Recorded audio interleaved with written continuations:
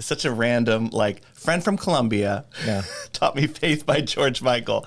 And I was like, this is awesome. And so every time he was around, I was like, can I borrow your guitar? Can I borrow your guitar? And even into college, I just had some old guitar my mom found at her doctor's office or something. She was like, oh, you can have this guitar. Oh, thanks. And it wasn't any good. And so I was finally starting to write some songs in college. And my wife, who is a musician, she's a classically trained pianist. Her music teacher had a guitar, and it was great. And I said, can I borrow your guitar for this little concert we're putting together? I don't know why, but he said yes. So I played that guitar for the concert. This is a long story, long. I played that guitar for the concert. Later, I said to that professor, if you ever get rid of this guitar, I love it. I would buy it from you. So a couple months later, he sold it back to the music store. He bought it. He told me, I went there that afternoon, and I was like, did you have a Gibson Epiphone that just came in? And they said, yes. And I said, I'll buy it. And they were like, it came in like 2 hours ago. So I got it for $350 with a hard case, and I still play it. I've been playing it for like... That's the one I've seen you play. Yes. I've bought Taylors and stuff since, and it's just nothing like that one. That one feels right. Now that one, I'm trying to remember, it's the EJ 200? Yes. Yeah. Yes. And I only just recently learned that because I'm not much of a guitar guy. Guitar guys come to me up after shows all the time, and they're like, what's the model of your guitar? Is it a J200 series? And I'm like, I don't know. And so I finally was like, I need to remember this. And so I'm so happy that you asked me. And I was like, I know it's a J200. It's known as the king of flat tops. Really? Yeah, because a lot of the, Elvis played, a lot of the icons of the music industry played a lot of different guitars. Yes. But it was either Martin D28 or D18, which was the bluegrass guys. Right. And then it was the Gibson J200 series, which is the Epiphone EJ200. And a lot of the British performers of the 1960s played the 200. It's big. It has It's a great guitar, especially for songwriters. I saw the Beatles playing it in one of their documentaries. Mm-hmm. I think George was playing it. And I was like, oh, that's my guitar. Yeah. It didn't have the cutout, but it was like the full body. So you've put a lot of hours on that guitar. A lot of hours on the guitar, and a lot of work. I've dropped it. I've tripped on it. I've done everything to it. And the great guys at Making Music here in Frederick have like rebuilt it so many times. And I'm just so thankful. I need to get another one. So since you're the guitar guy, we'll talk after the show. Okay. I'll be like, where should I get another one, Todd? Well, I'm a firm believer that every performer should have a backup. Yes. It's like on stage, you should have backup cables, yes, a backup microphone, because you never know, even a backup extension cord, because you never know when one little thing's going to go wrong. So true. Yes. So it always has, and then we learn from our mistakes. Yeah. At least, do you play ukulele? I do. I play the guitar, and then I play on other instruments. So I have a mandolin, an ukulele, piano at home. And so I kind of like just tune it my own tuning and make up chords. So it's not correct, but I like it. So well, sometimes, and because I play by ear as well, and I learned the way you learned, which was a friend. Hey, what's that chord? Yeah. And that's the way the Beatles learned. Wow. And I tell the We're story like many the Beatles? times. Yeah, of course we are. You heard it here, folks. I'm feeling my wallet is a little thin, though. Yeah, right. Yeah, where's all our royalties? But anyways, now your wife, Carrie. Yes. Because I knew you, too, as a duo. Right. From the coffee company years ago. I was trying to remember when that was. I think we moved to Frederick in around 2008. And then we started playing in the Frederick scene. And we went to one of the Frederick Coffee Company open mics. Yeah. That's probably where... Yeah, that's where I probably met you. Yeah. I was trying to remember that. So you met her in college. Yes. All right. Got married right out of college, I'm assuming? Yes. Yeah. I love your chair, too. This makes me want to the people not watching. It's like I'm swiveling right now. It's great until you're in a bar or something, you're trying to chat with somebody and the chair's moving on you. And the chair's moving on you. Just because the floor is uneven or something, I'm not sure why. So she's classically trained. Yes. Now, when did you decide to go? You're not solo, really. You are solo, but you're not, because the Friends part, Mr. John and Friends, is Carrie, right? Yes. When did you decide to do because you were in the library for a long time. Yes. Is that what you studied in college? No. I studied to be like a youth pastor, like a youth minister in college. And I tried that a little bit in my 20s. And so then I found my way into working with kids at libraries. And so now I'm still like doing music for kids. So it's always been like youth related. Well, I noticed on your calendar, you do quite a few performances at libraries, which kind of makes sense because a lot of your shows are geared towards children. Yes. I would say the target demographic is like 1 to 6. So like pretty much preschool. Mm-hmm. So if a little kid can walk up to you and say something weird, which I love, then that's my audience. They'll just come up and they'll be like, yesterday my brother, he tripped, he wanted my apple juice and he fell and I said you can't have it. And I'm like, nice to meet you too. and I love it. They do that all the time. It's great. So you're kind of the modern day Rafi. Oh, yeah. Well, we said we're the Beatles. Yes. And that you said I'm Raffi, so that, interview over. I'll take it. Well, when my kids... No, he's the best. He's like my hero. He's the best. And is he still around? He is. And he still puts out beautiful music. Yeah. Yeah. He started as like a folk singer, and then I would study some of his early concerts, the singable songs for very young. He put out a concert in like 80, and it's just, I've watched it over and over, the way he like talks to kids and still has great musicianship.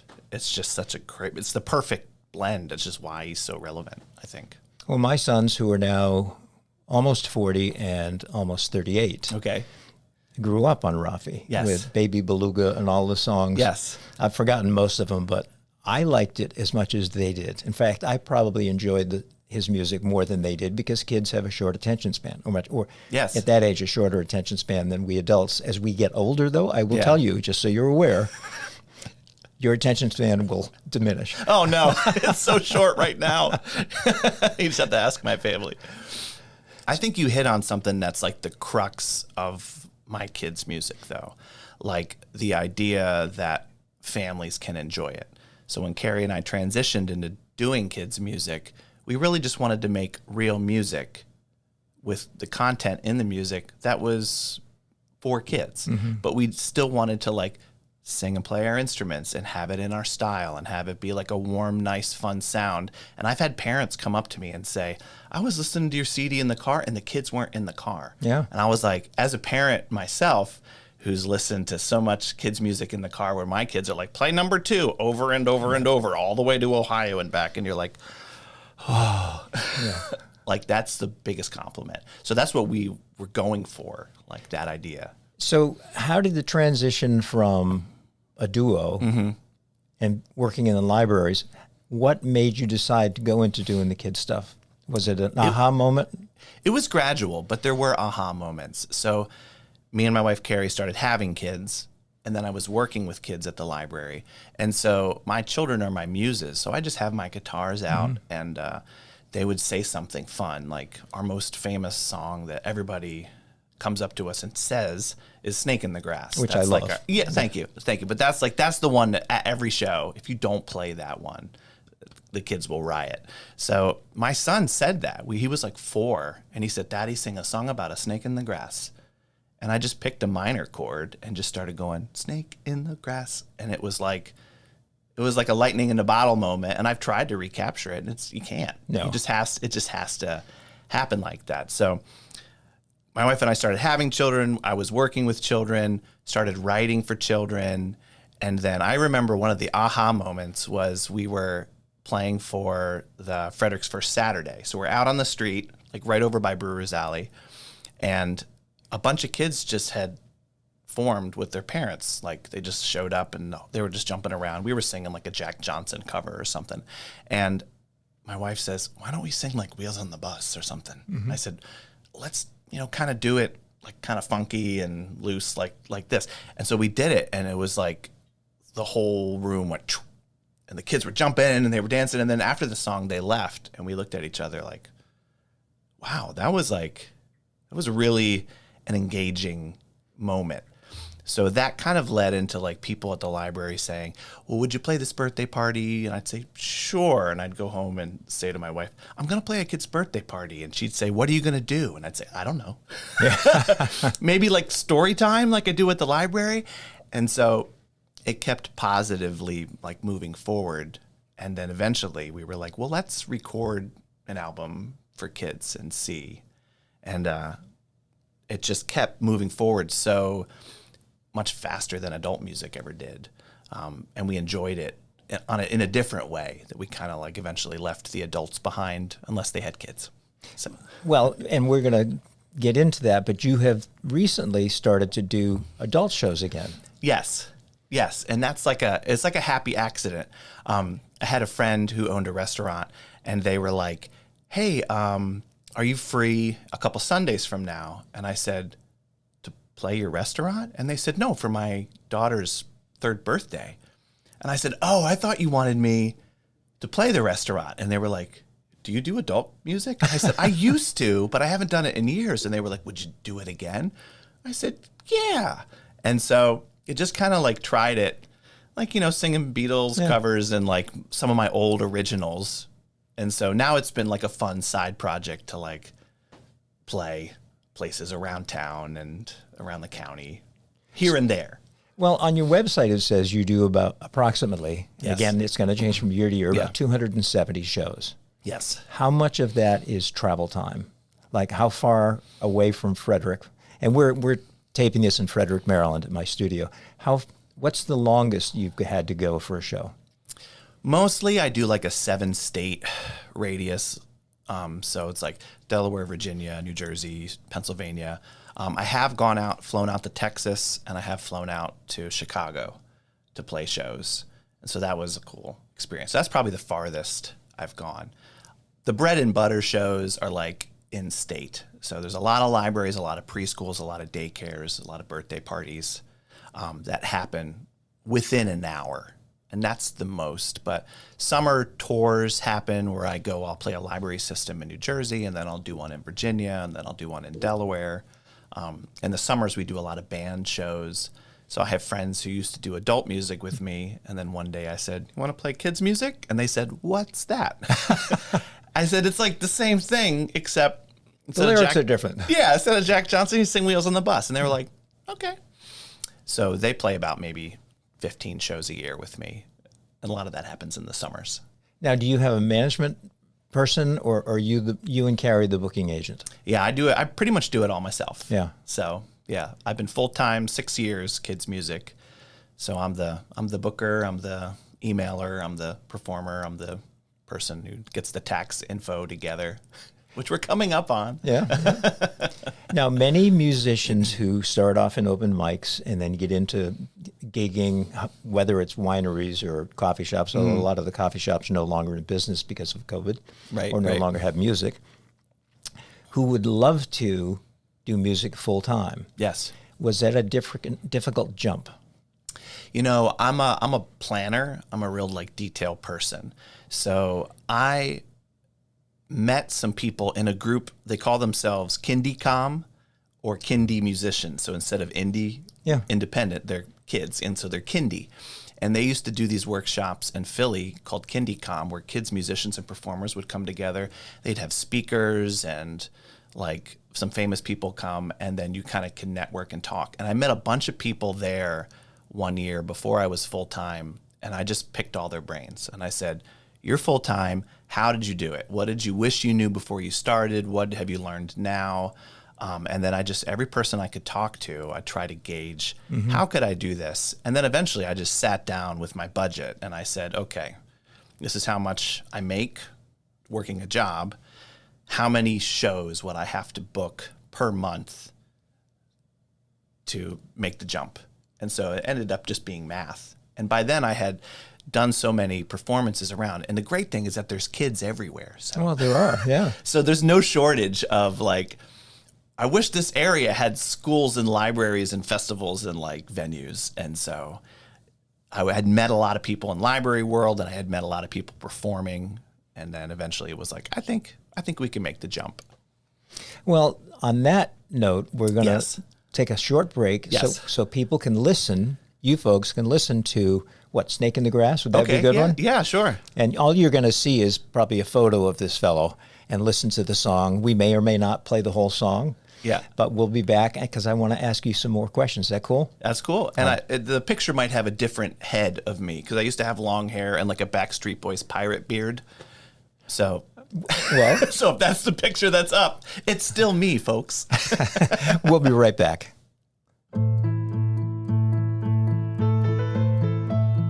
Snake, snake, snake in the grass. Snake, snake, snake in the grass. Snake, snake, snake in the grass. Oh no, I see a snake. So we all better run. Snake, snake, snake in the grass. Snake, snake, snake in the grass. Snake, snake, snake in the grass. Oh no, I see a snake. So now we gotta walk really quietly. Snake, snake, snake in the grass. Snake, snake, snake in the grass. Snake, snake, snake in the grass. Oh no, I see a snake. So we gotta run really fast. Snake, snake, snake in the grass. Snake, snake, snake in the grass. Snake, snake, snake in the grass. Oh no, I see a snake. So I get in my car and drive away. Vroom, vroom, vroom, vroom, vroom, vroom. So you're a director now, too. Yes. Why not? I'm getting so many accolades on this podcast. So the song we just listened to, Snake in the Grass. Yes. When did you write that one? I think I wrote that probably around 2011. So yeah, that's the one that I wrote. I was sitting around with my son, and he said, "Daddy, sing a song about a snake in the grass." And we just started playing with some minor chords. And it only has like 3 chords to the song. And that's just the song that I do at every show. And I have the kids, we ask them to walk in place. And then when the snake goes, when you see a snake and you run, you have to run in place. And cueing the audience, which is kids, to be in place is key, or else you have pandemonium. Yeah. So it's like, okay, look at your feet. Can you walk in place? And we practice before the song. So that's very, and I learned that the first time I did it. And I said, let's do the snake. And they all went, ah. So in writing your I guess you can call it kids' music, how often do your 2 children help you write the song? Or is that kind of gone by the wayside now that they're older? When they were younger, I would just get my guitar out. So I'd have my guitar out, I'm playing around, and they're playing on the floor with their toys and things. And I'm just kind of like noodling around with chords and ideas. And that was the best part, I think, and the easy, well, not the best, but the easiest part to songwriting is that you're just kind of like writing, oh, what's that? What's that? What could that be about? Maybe a bird flying. And then I'd write down a bunch of ideas.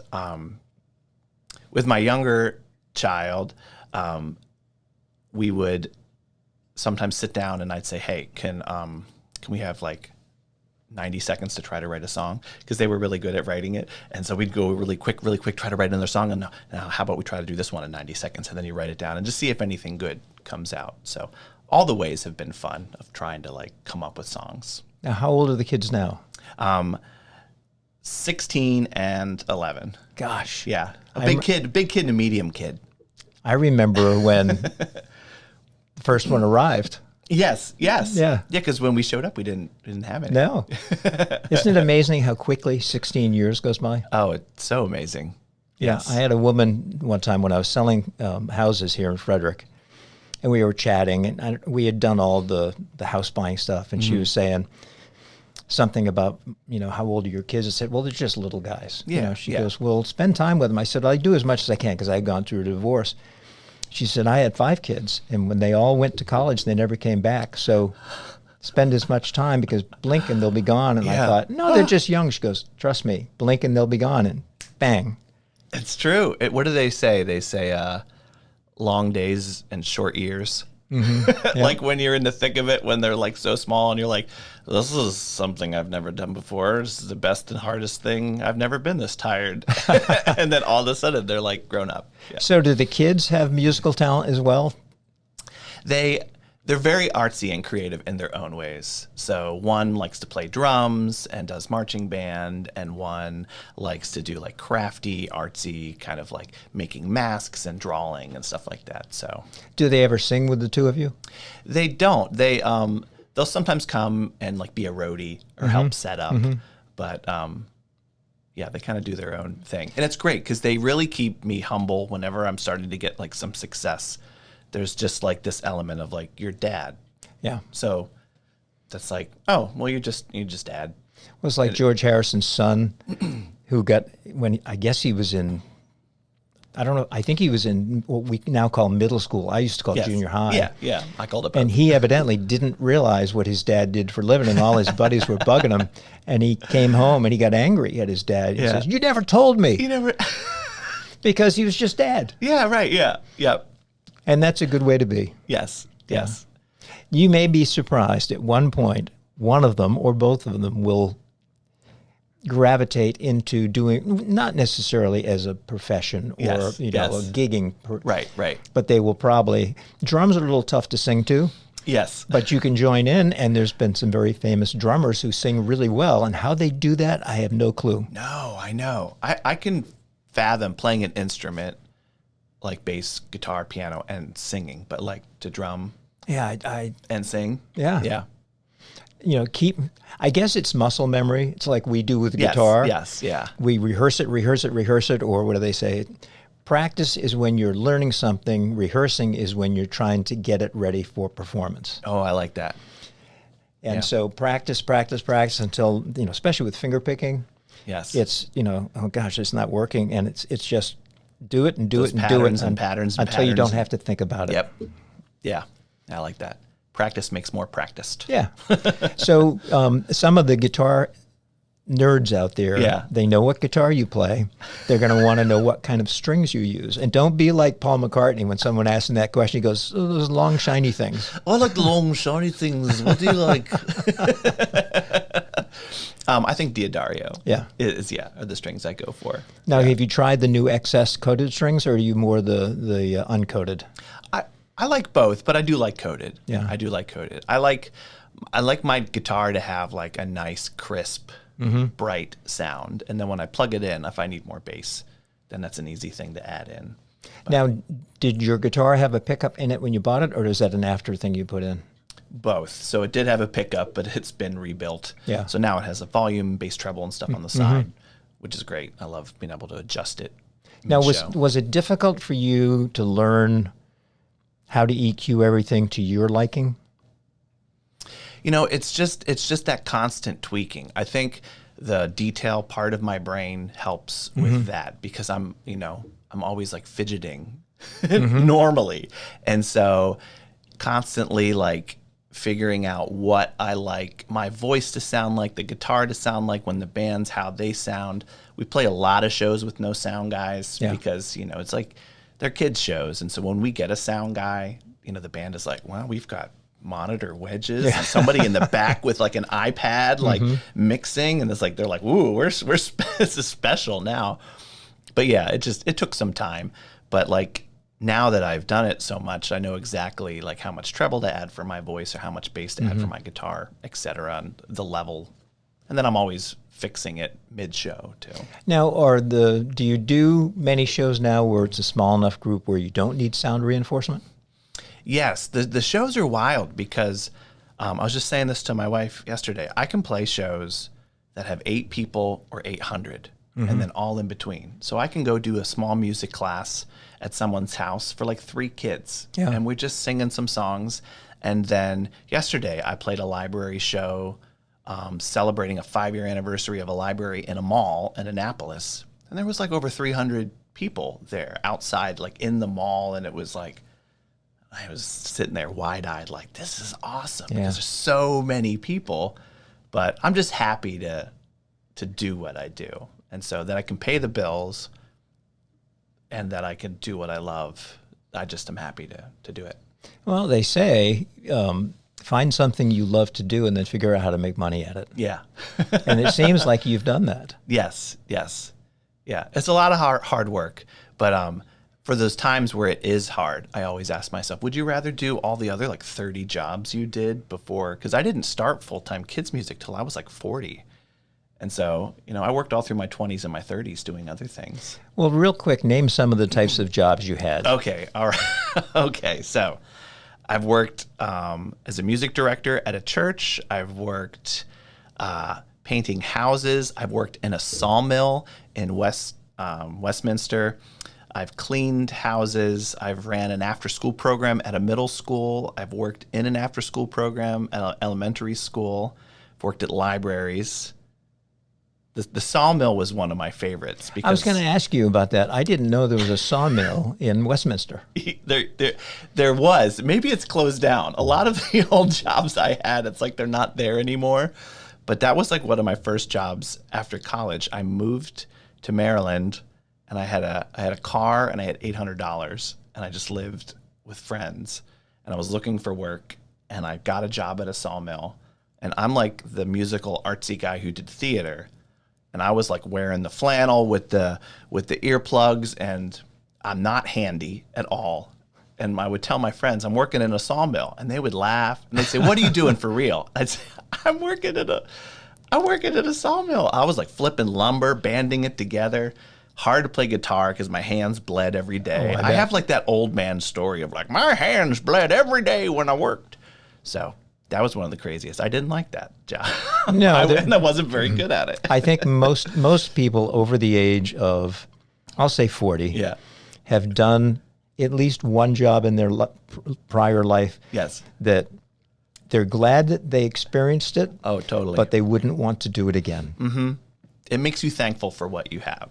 So the days where I'm playing, sometimes I'll do a tour. I'm playing 3 shows a day or 2 shows a day for a couple days. Wow. And the great thing about the kids shows is they're 30, 45 minutes. So you're in there and it's high energy, and then you're done. Mm-hmm. You're on to the next place. And so you're just beat after that. But I love it. But I also go, I'm so glad I would rather be doing this than everything else that I've done before. So now, having both spouses be musically inclined and having been a duo, does Carrie sometimes wish she could be more involved? Or is she happy with the role she has? I know this answer so well, so I'll speak for her, and I don't think she would mind. She really loves being the accompanist. Did I say that right? I have trouble with that one. Yeah. So I'm like the person, and my kids always laugh because everywhere I go, I'm like, I want to be the center of attention. Bop, bop, bop, bop, bop. And she's happy to just like support. And so a lot of people have come up to her over the years being like, should it be Carrie and Friends, not Mr. John and Friends? And so she always calls herself the Friends because she's happy to jump in and do that. And so it makes it easy for me to do a lot and then to bring her in whenever she wants. And kind of the running joke we have is that everywhere I go, people will come up to me and say, your performance was so great. We love your wife's voice. And I'm like, what? Do you like me? Yeah. And they're like, oh, you're good too. But she does have an amazing voice. And one time, I mean, this happens show after show after show, several times a month or more. And one time someone came up to me and they were like, I really like your voice. And I was like, yes, I got one. I came home, I was like, someone liked my voice. That's sort of like my late friend, Jon Holly. We have a celebration of life coming up for him. And he was at a lot of my shows. He was a wonderful supporter of the arts, whether it was music or theater or didn't make any difference. And he was an integral part of it. And I played 2 or 3 of my songs, and he says, can you play a good one? And you have to know Jon Holly to know that wasn't a dig, really. No. But it was kind of like, makes you humble, doesn't it? Yeah, give me some, what else you got? Yeah. I love that. So really quickly, tell me what your future looks like. My future looks like, I'm hoping for more of the present. So, like I said, I'm just happy to be working. The goal of mine was very simple, is to be able to do this as a full-time job. And so I think one goal I have for the future is to maybe not work so hard, because right now I'm probably doing about 20 shows a month, in order to like pay the bills, support the family. That's a bit much, and it feels like a bit much, but it also feels like I'm at a certain phase of life where that's okay. That eventually I might be able to like slow down a little bit. But yeah, I think that's it, because the present is going great. You know, I just like to keep doing more of the same. I'm just happy. Just happy to be on the show. And to be doing it. You know, there are many musicians. Well, you can pick the career path, the industry, whatever. But there are many musicians who would love to be as busy as you are. Yeah. So you are fortunate, I think, too. Yeah. You know, and I know it's a lot of hard work that people don't see. They don't see the behind the scenes. Right. They just see the performance. Yes. And forget or just don't know. What do they say? You're not being paid for the 2-hour performance. You're being paid for the days of being on the phone and email, and the many hours in a car and the lousy food. That's what you're being paid for. So $50 for a 2-hour show just doesn't cut it. No. Maybe a secretary. I'd like a secretary in the future to do all my office work. Just anybody out there looking for work, right? You know, contact Jon. And how can people find you online? Okay, well, here, you ready? This is something for you. Okay. This is a family radio show. A family show. We got Mr. Jon and Friends here. It was a clean shirt I had at home. For those who can't see, I'm showing my T-shirt, which is Mr. Jon and Friends So under my shirt. MrJonandFriends.com. Yeah, MrJonandFriends.com or MrJonMusic.com. As long as you Google search me, Mr. Jon and Friends, and Jon is Jon. Very easy to find. I'm on all the socials. I'm streaming everywhere. Yeah. So on Spotify, can you tell how many views or how many listens you've had on your songs? Yes, yeah. What, is Snake in the Grass the most I would popular? say, although Snake in the Grass is super popular, although we put out like a new album a couple years ago, and we did a version of the rhyme I learned as a kid in school called Peel Bananas, where it's just, you just go peel bananas, peel bananas. It's just like a silly rhyme. Well, we took it and put it to music, and that's like our top song. So that's kind of cool. And guess who sings that song, Todd? Couldn't be Rafi, could it? No, it's Carrie. Oh.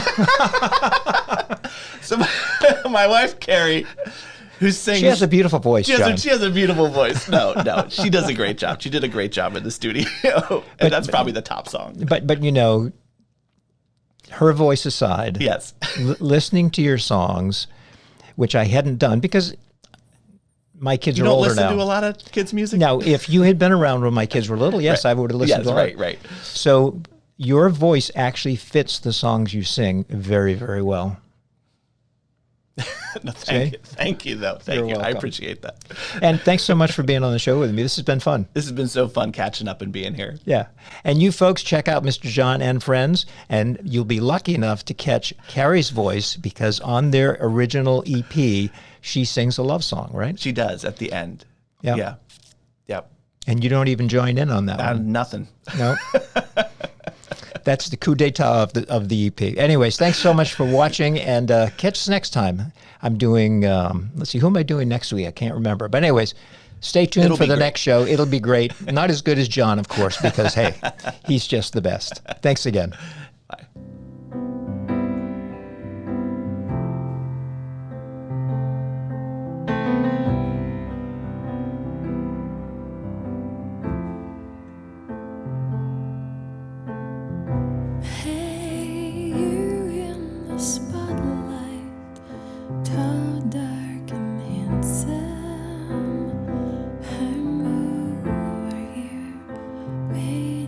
To talk with you.